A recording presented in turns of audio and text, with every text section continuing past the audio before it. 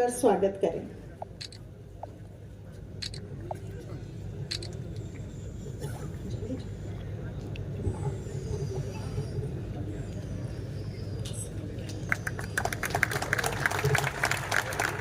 आदर सत्कार की इसी कड़ी के चलते संस्था के सचिव डॉक्टर वी के महाडिक सर से निवेदन करते हैं कि आप कार्यक्रम के मुख्य अतिथि माननीय आदरणीय मुख्यमंत्री जी डॉक्टर मोहन जी यादव जी का पुष्प अभिनंदन करें।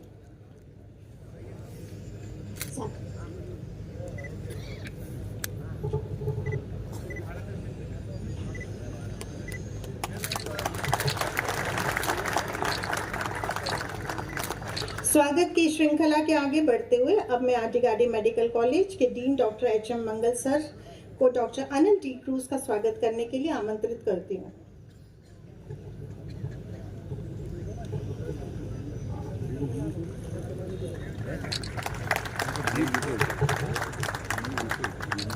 हमारे ट्रस्टी श्री प्रदीप छाजर जी से निवेदन है कि वो माननीय पूर्व केंद्रीय मंत्री जो इस कार्यक्रम की अध्यक्षता कर रहे हैं आदरणीय डॉक्टर सत्यनारायण जी जटिया का पुष्पगुच्छ से स्वागत करें।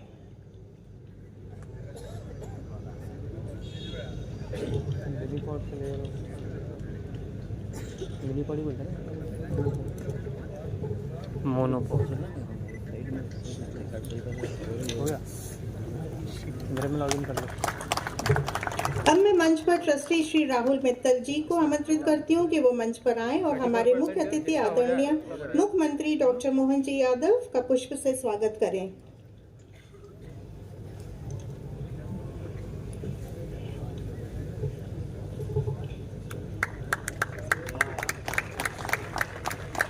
अब मैं ट्रस्टी श्री सचिन जैन जी से आग्रह करती हैं कि वो आए doctor Anil D cruise sir का स्वागत करें।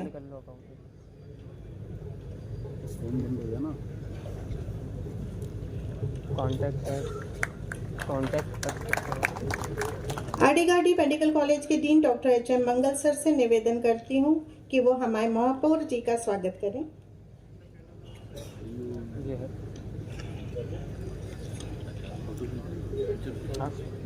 नहीं चल रहा है, वीडियो चल रहा है।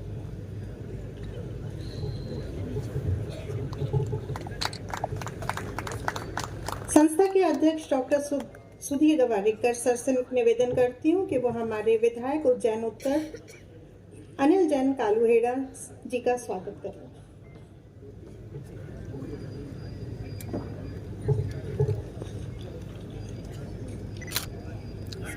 मैम समय के कारण अब मैं सबसे पहले पूरे आदर सम्मान के साथ हमारे कार्यक्रम के मुख्य अतिथि हमारे मुख्यमंत्री जी आदरणीय डॉक्टर मोहन जी यादव को आशीर्वचन के लिए आमंत्रित करती हूँ।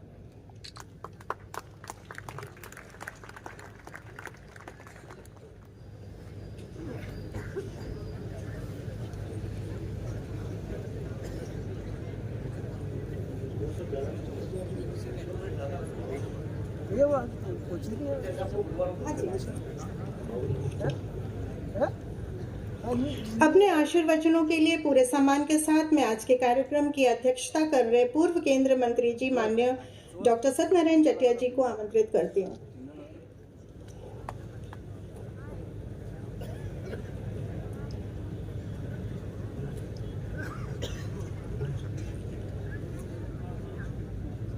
उज्जैन में एक चिकित्सा सुविधा का जो विस्तार हो रहा है उसका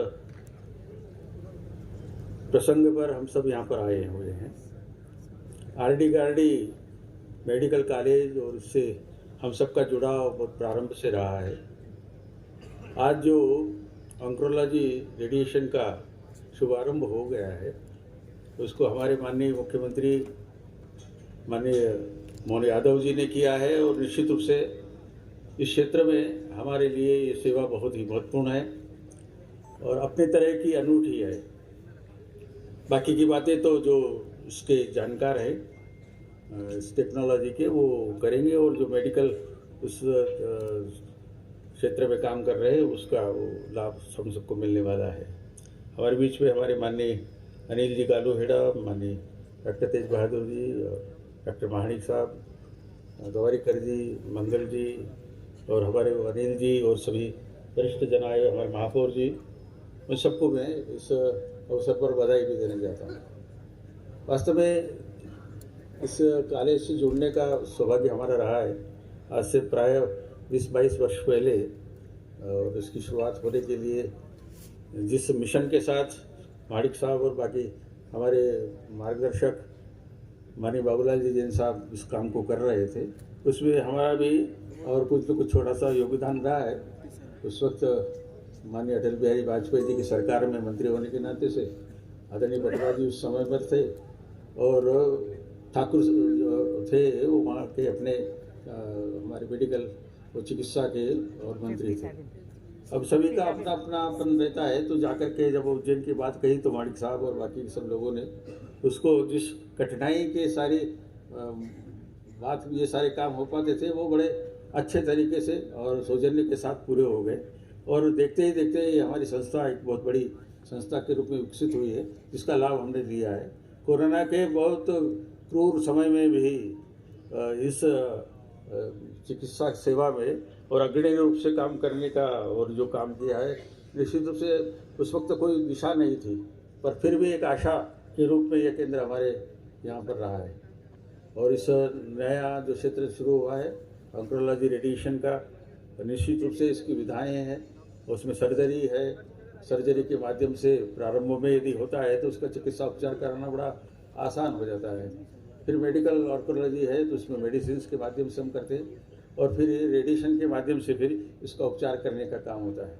ये मशीन ऐसी है कि 360 डिग्री पर काम करती है और कुल मिलाकर के आज के समय की सबसे लेटेस्ट मशीन, सबसे नई मशीन इस प्रकार की हमारे यहाँ पर लगी हुई है। और मशीन लगने के साथ साथ ये जो टेक्नोलॉजी है इस क्षेत्र में मालवा में जब आने की बात हुई है तो निश्चित रूप से हम सबके लिए गौरव की बात है। आज के इस अवसर पर मैं आरडी प्रबंधन को बहुत अधिक हृदय से बधाई देते हुए और एक नया क्षितिज बनाया है, उसके लिए मैं उनका अभिनंदन करता हूँ। क्षितिज तक प्रत्येक दिशा में हम उठे नव प्राण भरने, नव सृजन की साधले हम उठे निर्वाण करने। साधना के दीप शुभ हों, ज्ञान का आलोक छाए, नष्ट तृष्णा के तिमिर हों, धाम अपना जगमगाए। इस महाकाल लोक में एक नई रोशनी और इस चिकित्सा के क्षेत्र में प्रदीप्त हुई है, उसके लिए शुभकामनाएं देते हुए मैं माननीय मुख्यमंत्री जी का, माननीय मोहन यादव जी को भी इस अवसर पर अभिनंदन करता हूं और उनके यहाँ पर आने के लिए उनका स्वागत करता हूं। आप सब की ओर से हम सब मिल करके और इस सारी चिकित्सा सुविधा के कारण से जो भी लोग इसका लाभ ले सकेंगे उनके प्रति हम उनके स्वास्थ्य की शुभकामनाएं भी करते हैं। आप सबके प्रति बहुत बहुत शुभकामनाएं। भारत माता की जय। अब मैं पूरे सम्मान के साथ हमारे कार्यक्रम के मुख्य अतिथि हमारे मुख्यमंत्री जी आदरणीय डॉक्टर मोहन जी यादव को आशीर्वचन के लिए आमंत्रित करती हूँ। मेरे साथ सभी बोले जय महाकाल, जय श्री महाकाल।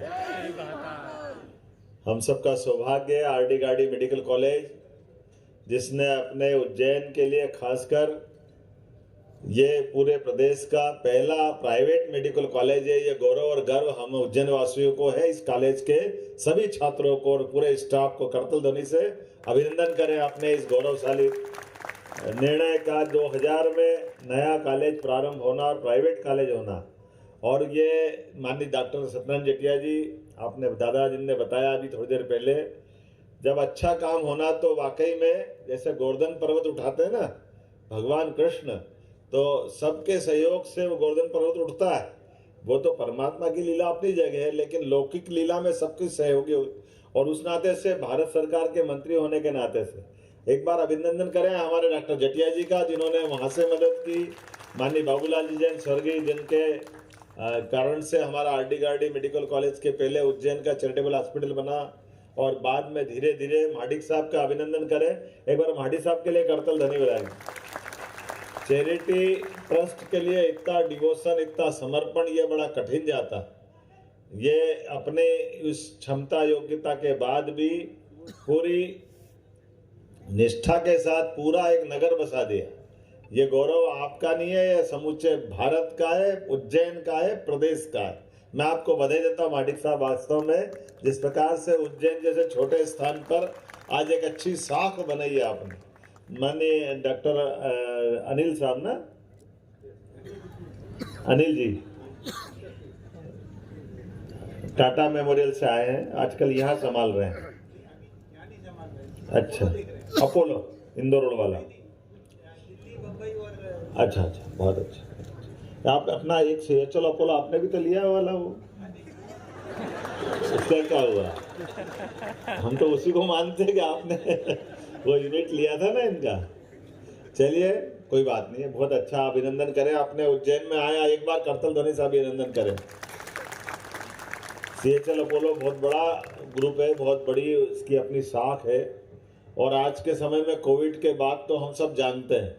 मंचस्थ सभी अतिथि, माननीय दोनों विधायक, महापौर जी, हमारे डॉक्टर साहब, सभी के लिए एक बार अभिनंदन करें।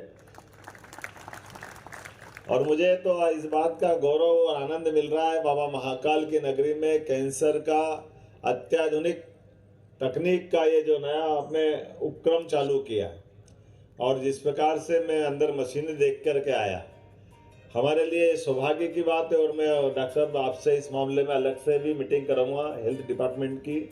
मैंने कई सारे सुधार करने का प्रयास किया है अलग अलग प्रकार से। जैसे आपके अपने मेडिकल की बात कर लो, तो हमारे यहाँ मेडिकल शिक्षा अलग और मेडिकल डिपार्टमेंट अलग। अरे भाई, इसकी क्या ज़रूरत है? मेडिकल शिक्षा और मेडिकल हॉस्पिटल का संचालन ये अलग अलग हो ही नहीं सकते, निश्चित रूप से एक होना चाहिए। इसलिए मैंने पहली कैबिनेट के पहले ही ये दोनों विभाग को एक करके उसका PS भी एक करा, मंत्री भी एक बनाया। हमने कहा ये जो अंदर की चीजें हैं, जो लंबे समय तक बदलाव ये काम आएंगे।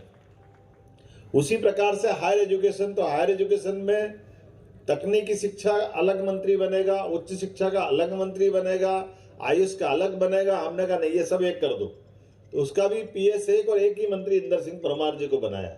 और आज ही हमने जो अपना राज्यपाल का अभिभाषण का जो एक तरह से उल्लेख करवाया है, हमने कहा कि ये जो अलग अलग प्रकार की यूनिवर्सिटियां बनती है और उस यूनिवर्सिटियों के माध्यम से नर्सिंग, पैरामेडिकल, सालों से बेचारे बच्चे उलझ रहे हैं।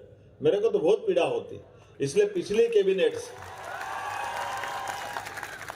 कैबिनेट में निर्णय कर लिया कि नर्सिंग, पैरामेडिकल, इन सारे कोर्स के लिए जो नजदीक का विश्वविद्यालय होगा, जैसे पहले होते थे, वही परीक्षा कराएगा। कोई जबलपुर जाने की जरूरत नहीं है, आपके सारे रिजल्ट यही बने, सारी परीक्षा यहाँ होगी। ये ऐसे माइलस्टोन है, जैसे आप ये ऐसे निर्णय, एक सब्जेक्ट की यूनिवर्सिटी बनाई, भावना अच्छी थी, भावना खराब नहीं थी, लेकिन रूप क्या बना? आज अब सालों से बच्चे परीक्षा दे के इंतजार करते हैं, अब परीक्षा का रिजल्ट आएगा, अब परीक्षा का रिजल्ट आएगा, और रिजल्ट है कि वो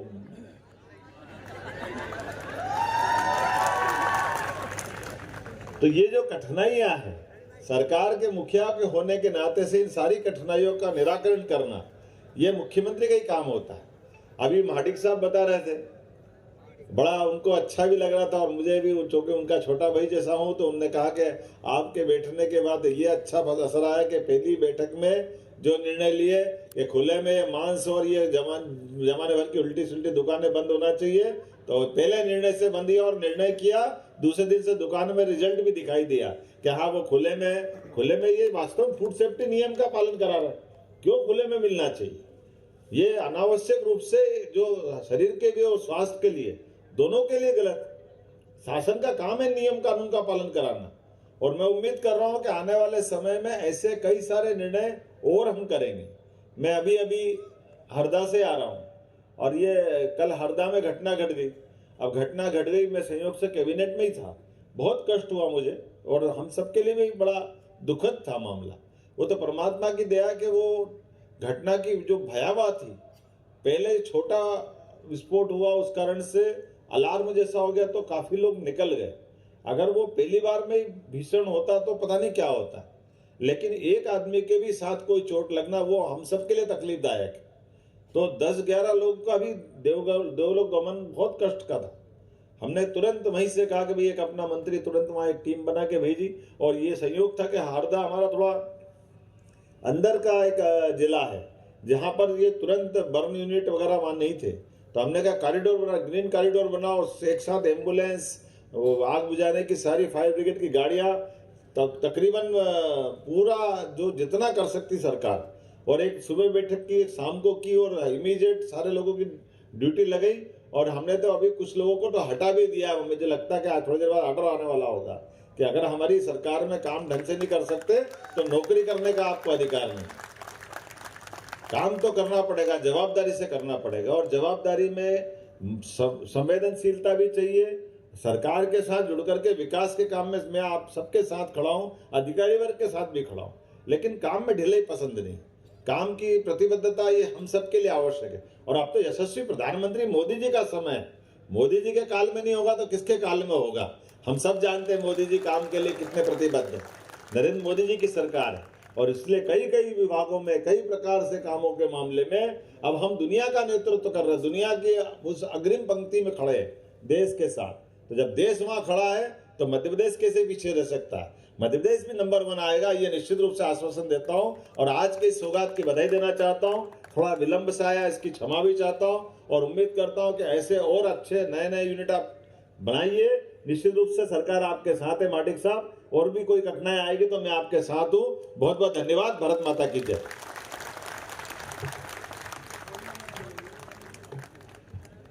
धन्यवाद सर। हम हमारे अतिथियों को स्मृति चिन्ह भेंट करना चाहते हैं। सर्वप्रथम आमंत्रित करती हूँ संस्था के अध्यक्ष डॉक्टर सुधीर गवारीकर सर को माननीय